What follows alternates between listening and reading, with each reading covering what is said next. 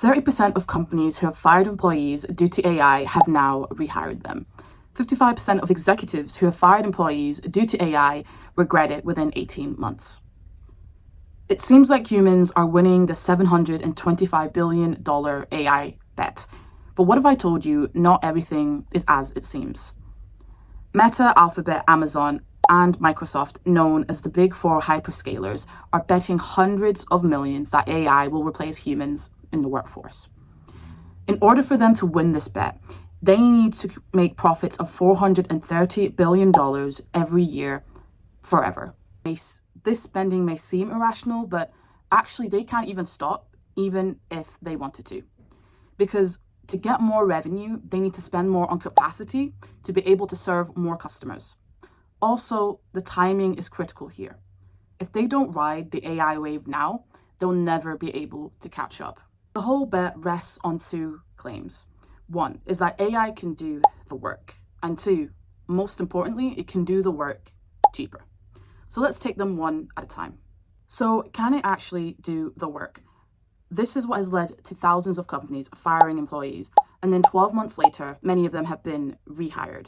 So that must mean we've won this part of the bet. Not quite. While many companies have rehired their employees, they've not rehired them for the same role as before. Take Ford, for example. They've recently rehired up to 300 of their senior engineers in quality inspection. This comes after they discovered inefficiencies and design flaws that the AI has failed to identify. But that wasn't the only reason that Ford rehired engineers. Charles Poon, Vice President of Hardware Engineering, admitted that human experience still matters. That's the official reason, at least. The real reason is what he then goes on to say next. He says that they've not given up on AI and that they're using their veterans to train it.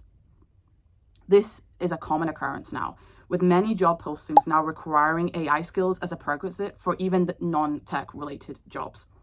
Because the more companies get their employees to use their AI, the better their AI gets at their processes, until one day it can replace the very employees who trained it.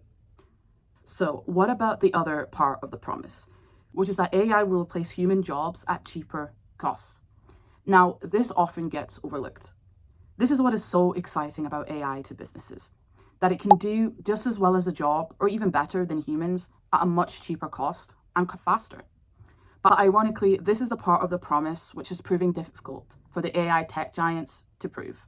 We're seeing this already. Fortune 500 companies blowing through annual AI budgets in just the first few months. Now, this part may sound backwards, but just bear with me for a moment. As of now, AI tokens are actually dropping in price due to increased competition.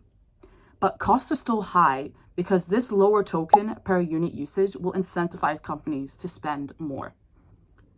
And actually, AI token usage is predicted to go up by 24 times between now and 2030, which means companies can expect their AI bills to rise. Now, this may seem like good news for the hyperscalers.